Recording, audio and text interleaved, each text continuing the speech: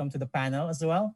And since you're here, might as well go straight to the point and ask a few questions. The BSP has been quite innovative in that sense. I mean, we've been working on microfinance, electronic payments, and now on digital bank and open finance rules based on sound principles. On a regional perspective, there are collaborations with Monetary Authority of Singapore. Can you elaborate on that collaboration? Because now we're going cross-border. We're now talking between central banks. Yeah. So essentially, that collaboration is because the BSP and MAS believe that, responsible use of data is critical to ensure the development of the financial sector. And when we say the financial sector, it doesn't mean that we are limited to the local economy. It can also mean participation in global economy, right? So it's about sharing of the principles and best practices when it comes to, let's say, ensuring that there's a safe and secure and seamless flow of information or data needed by our supervised entities, supervised by the BSP and MAS, to participate in the global economy. So one of the principles there really is not to impose data localization or data sovereignty rule, because that has the potential to impede growth and development. So we believe that we can allow for seamless transfer of information as long as we comply with certain data privacy, AML, and cybersecurity protocols. Very interesting that you mentioned that you're not trying to impose data sovereignty. And I think this is probably a catalyst for other fintechs to work on and grow regionally from the Philippines and to other countries. So do you think that similar regulations are now being discussed as well with other central banks in the region? Yeah. In terms of the data localization, it's all about cloud computing, right? Because we have cloud outsourcing rules being implemented across all. Actually, most of the regulators we have embraced cloud as early as 2013, and most other regulators have already started to embrace cloud technology really as the first step to digital transformation. So I think there are only few countries right now that have data localization requirement, primarily because there are challenges with respect to their own legal and regulatory framework. Once that particular challenge has been addressed, I think they would soon allow their financial institutions to go to community or even public cloud. Very interesting. Thank you. Thank you, Director Mel. Let me now go to Attorney Edsel and comment on what are your observations now between fintechs and financial regulators, because it seems there is now a gradual convergence of many fintechs into the regulatory space or going under the regulatory ambit. What are the key things that fintechs should look out for? Yeah, thank you, Jove. Hope you can hear me well. I'd like to take cue from Director Melchor's spiel about the move towards smart cities, right? So smart governance is now increasingly associated with the idea of smart cities, not just frameworks that deal with business activity specific rules or even industry specific rules, but rather inter-ecosystem frameworks, these vast cities of ecosystems. So I'd like to point that out because that's a really good point. And I think many countries and regulators are still trying to increasingly come to terms with this trend. But now I'd like to really talk more about the agency level.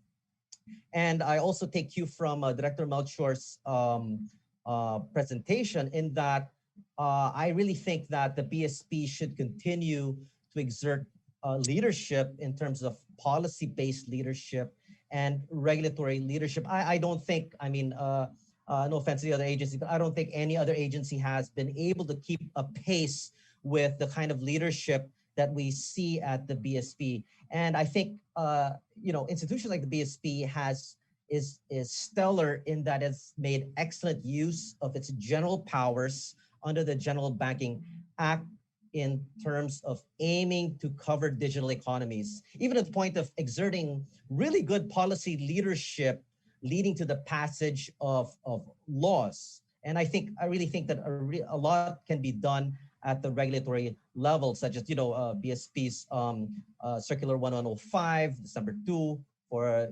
classifying digital banks. Also, leadership in terms of national payment systems.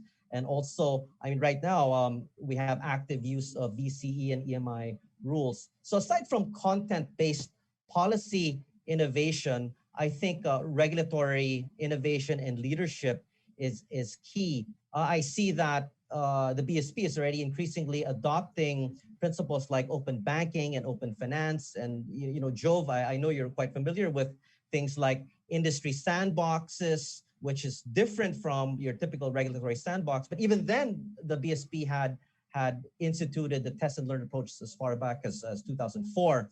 And now we're blowing it up to industry level sandboxes. Now we're talking about digital banks, virtual banks, and hence the open banking initiative of the UK might be a really good model to look at.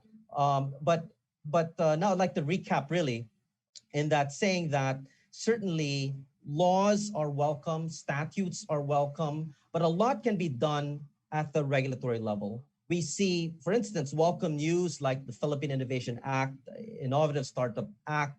These are great starts, but in terms of applying rules, interpreting statutes and rules, while we see Congress and agencies increasingly being receptive to new stuff, we still see a lot of inertia in the habit of applying traditional rules of interpretation and application on top of novel ideas. So unless our regulators can break out and leapfrog from traditional interpretation, traditional application, then unfortunately we might be seeing just more of the same. Jove, back to you, Jove. Thanks, Attorney Edsel. I just like a follow-up question. So you mentioned all the regulatory innovations and the leadership that PSP has done. How can the other agencies step up? What are potential recommendations so we create the right competitive environment? I think agencies have to break out of this fixation that they have to wait for a law to be passed. Okay, so it's not just the BSP, but a couple of other agencies are beginning to follow suit. The BSP is really good at using its General Banking Act to cover digital economies, right? And maybe it's just a fixation of passing the buck to Congress, but I think it's really a sense of responsibility and autonomy, appreciating the agency's real mandate, its core mandate, and even stretching the space to accommodate digital economies. And once the agency becomes more and more confident in using general powers to cover new innovation, future stuff, then a lot can be done at the regulatory level. So much so that agencies can exert leadership in regulating the space, making Congress pass better laws. And we've seen that in the BSP. We've seen that with retail payments. We've seen that we've seen this with virtual banks and digital banks. And perhaps you might be able to see this for VCEs and EMIs and e-wallets. Great points, great points. I think that the path has been trailblazed by the BSP. Perhaps it's time for the other agencies to follow, and they're following. So thank you. Moving on to Attorney Buko. Attorney, going beyond the Philippines and looking from a regional perspective, how is the Philippines faring in terms of a conducive fintech regulatory framework outside of the banking sector? Because fintechs are somewhat having their feet on both sides of the divide. Some are regulated, some are not. Yes, thank you, Jove, and thank you also to Amor and Geyser Maklang for having me in this panel. I'd like to join in with a passionate speech of Edsel in support of the BSP. Director Mel, I just like you to know that we really have our hats off to you and the rest of the BSP guys we in the fintech practice are really appreciative of the efforts and the circulars being released by the Bangko Sentral. To answer Jove's question, the Philippines actually is, I think, for 2021, will be at the leaderboard of fintech outside of the banking industry. Generally, by 2021, tax collections will go down, GDP growth rate in the region will go down, most businesses will suffer losses, except that e-money transactions will go up, and it's been increasing. And the Philippines will be at the forefront because every Filipino would have two or more cell phones, and they would use these cell phones to purchase things. And this is where the Philippines is ahead: e-money transactions and digitization, including transport. You know, because of the quarantined environment that we are in, it ushered in RFID for all of our cars, cashless transactions for all our vehicles. Although it has its repercussions, and I'm looking forward to how this will be managed by the BSP, since people are now having problems loading their RFIDs. Apparently, only 24/7 convenience stores are the outlets for loading cash on your RFID. Should we now consider this 24/7 stores as entities to be covered by the BSP circular, as they are safekeeping funds? Other than that, in the region, I think for transportation, the use of technology, digitization, the Philippines will be ahead, including e-money transactions. The way we use our e-wallets and GCash and PayMaya for purposes of purchasing online, I think it's breaking records across the region. And there are now new innovations. Local governments are adopting this PayMaya and GCash as IDs for passing through their cities. You have to swipe their cards for QR codes to enter their cities. And the financial assistance from governments are now coursed through GCash and PayMaya. But this also has repercussions, Jove. And I'd like to call the attention of Director Mel, because vote buying can now be done through PayMaya and GCash. They don't have to line up to get cash from politicians. They can now course this money through GCash and PayMaya. So how do we counter vote buying? This only shows that the Philippines is ahead, both in the good things and in the bad things. We find useful innovations, not just for functionality, but also for illegal activities like vote buying. Back to you, Joe. Thank you. This is, I mean, that's a different steering insight. And yes, technology can be used for both good and bad. I'd just like to have one follow-up question. You know, we've mentioned transportation, we've mentioned mobility. How about other sectors like in property, in healthcare, in education? It seems that there's already, fintech is reaching out to those sectors and empowering them. Do you think there's a need for some sort of regulatory framework as well? Not necessarily from the BSP, but from other agencies? I agree, Jove. I think the fintech is a natural response to this quarantine environment. And as was discussed earlier, I think the other agencies are having a hard time coping with the fast changing environment. We now have the bar exams, for example, for lawyers postponed because the Supreme Court was not yet ready to cope with the new environment of digital examinations. We also have universities postponing or canceling admission exams because they are not yet ready. We even have circulars issued to all of the faculty members in different universities saying that they should consider not failing students on account of not being able to connect to the digital classes. And by the way, I was just joking about the vote buying thing. It might be taken seriously. It's just a prospect that might happen, and just calling the attention of Melchor, of Director Melchor. Yes, they're not yet being used. It's just a potential that might be looked into. So the other sectors are actually finding it hard to cope no, with the digital transformation, not just in the education sector, but also, for example, in law enforcement. We're having difficulty getting clearances from the NBI or the PNP because they still require you to go there and have your picture taken. No, so while other agencies have already devised ways to make this available online, some law enforcement agencies will still require that you go there personally to the office or to their kiosk to have your photo taken. If this can be changed, for example, to innovate that you can do this online, that would be a lot better. Back to you, Jove. Thank you, Attorney Buko. I guess this is one question for the panelists. A lot of policy has been done, a lot of laws has been strengthened. BSP is taking the trailblazing lead. Agencies are coping, but as I think, as everyone has pointed out, there has to be something done not just at the agency level, but at the firm level, and even perhaps in an industry or ecosystem level. What other catalysts, policy catalysts, are needed to really make a digital economy prosper in the Philippines? So I'll go first to Director Mel.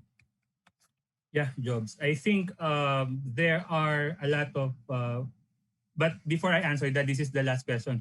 Before I answer last that question, I would just like to respond to Attorney Dela Cruz. I mean, we've been monitoring, and rest assured that the possibility of these e-wallets being used for corrupt practices, for vote buying, because they are used in the distribution of welfare funds, right? So it's in our radar, and we are making sure that there are controls that will be implemented to ensure that they won't be used, for these corrupt practices. To answer the anyway, I think it's there are a lot of prerequisites. Again, it's not just, that's why my take on this, it's not just the BSP.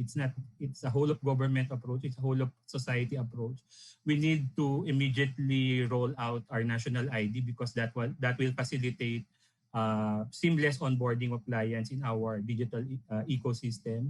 We also need to address internet connectivity. We cannot have a digital economy with poor internet connectivity.